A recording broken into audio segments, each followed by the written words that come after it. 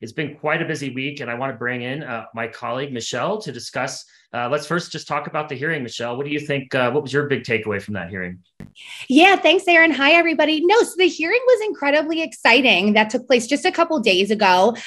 A couple things I thought was notable, it came just a couple days after the introduction of CAOA. So while it wasn't necessarily a hearing on the bill, it was clearly what was on everybody's mind. And the theme of the hearing was about decriminalizing cannabis and addressing past harm. So I think we know absolutely what their focus was on. It's pretty clear there. So it was groundbreaking just in terms of the topics. But, a couple takeaways that I had were, is this really 2022? Some of the comments I heard from the Republican witnesses were sort of mind-blowing to hear, and just, really saying the prohibitionist part out loud. So, definitely had to pinch myself a few times about that. But then I really had to pinch myself at the end of the hearing, which I know we just saw some footage from, where Senator Booker sort of did a little bit of an about face on safe banking. In the past, over the last year and a half, he's been a little reticent, a little slow to talk about safe banking and the need for that.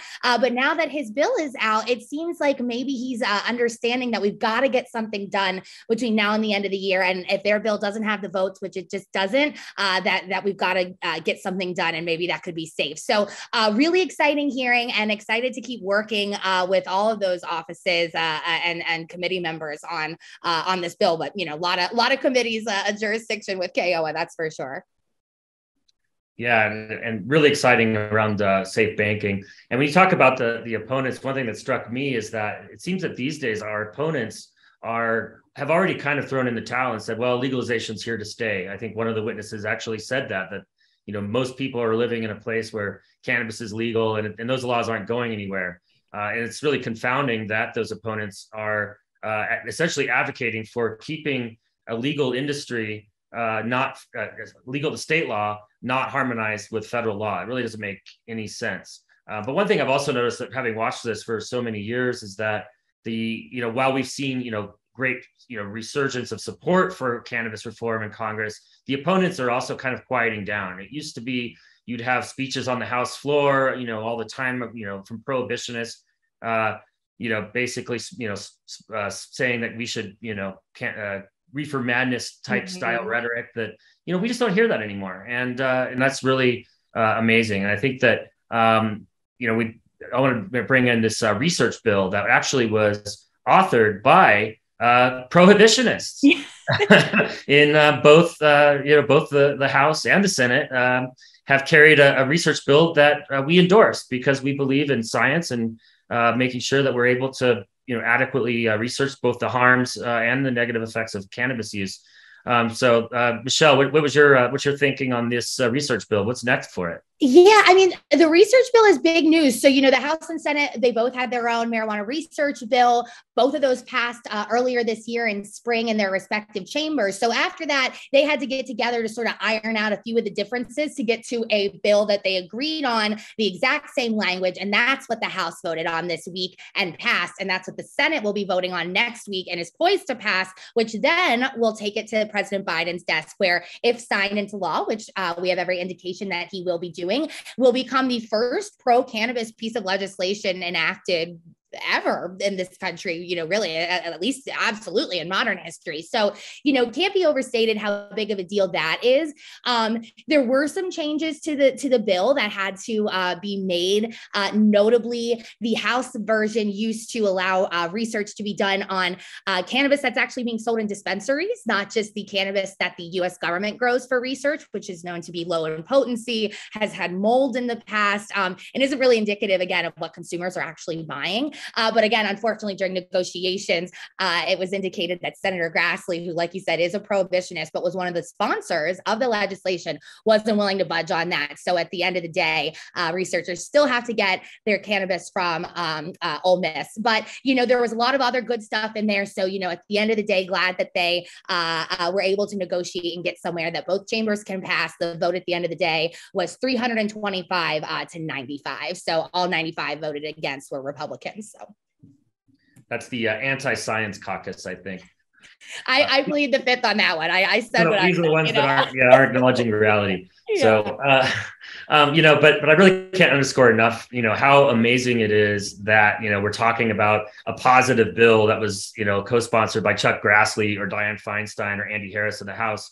And it really, it shows that there's so much momentum behind cannabis reform that even those who are adamantly opposed feel that they have to give something because the people are calling for it. And I really want to, emphasize that this isn't happening just by itself. Congress is busy. They have hundreds and hundreds of issues that they're dealing with.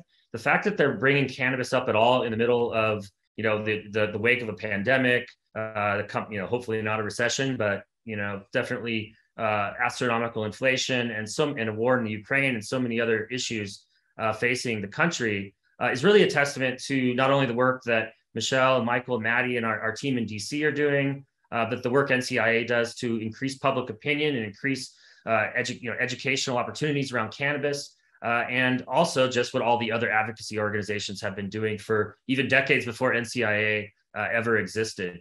And NCIA exists to represent Main Street cannabis, and what that means to us is small businesses that are really and soul of this industry. And an issue that's near and dear to us as small businesses is the Safe Banking Act and being able to access depository services, traditional lending services through a financial system that any other industry takes for granted.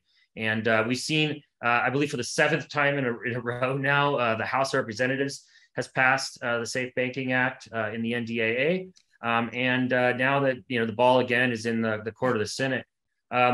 Michelle, what's your prognosis on safe banking? Will we get that by the end of the year? I'm hopeful, Aaron. I don't ever make too many promises. I'm not going to promise anything now, but I am hopeful. I feel like even though it was just a week ago, the introduction of CAOA is already beginning to sort of change the dialogue around safe banking and is, I think, giving a little bit of room to some members that, again, had been hesitant to maybe look at that legislation before their bill had dropped. So I'm hopeful about it. I think it's on the table for now, though. Congress is getting ready to go home for the month of August for the annual August recess. And so the NDAA certainly won't be taken up before that. So the discussion will resume in September after recess. But again, the NDAA has to be passed by no later than the end of the year. And, with midterms, the legislative calendar, holidays, and all the other issues that you mentioned, there's going to be a lot to get done. So looking forward to having those discussions, but stay tuned for more news on NDAA. We'll certainly be doing everything we can to get something passed in a law, whether that's SAFE or CAOA, and on any vehicle that we can. So we're out here beating the pavement for all of our members. I know you are. And for any of our members out there, I really want to ask, go to the cannabisindustry.org, check out our congressional scorecard and look and see if your senators are sponsoring the Safe Banking Act. If they're not, please give them a call and say, hey, support safe banking. It's common sense policy. It's a very narrowly tailored bill. So should appeal to Republicans and anybody who really wants to have, this common sense public safety policy. And I'm also, I really want to encourage all of you to come out to Washington, D.C. and join Michelle and Michael and Maddie and myself in lobbying Congress for our 10th annual Cannabis Industry Lobby Days. Coming up September 13th and 14th, our members from across the country will descend on the nation's capital and actually meet face-to-face with members of Congress and senators, their staffs, committees of jurisdiction, and really help us move the dial. It's a really great opportunity to tell your story and help influence public policy. Also, just to learn more about how our system works. The right to redress the government is an inherent right, fundamental right that as Americans, I think we need to practice, especially in the cannabis industry. So I hope you'll join us for Lobby Days, and you can find out more information about that at thecannabisindustry.org.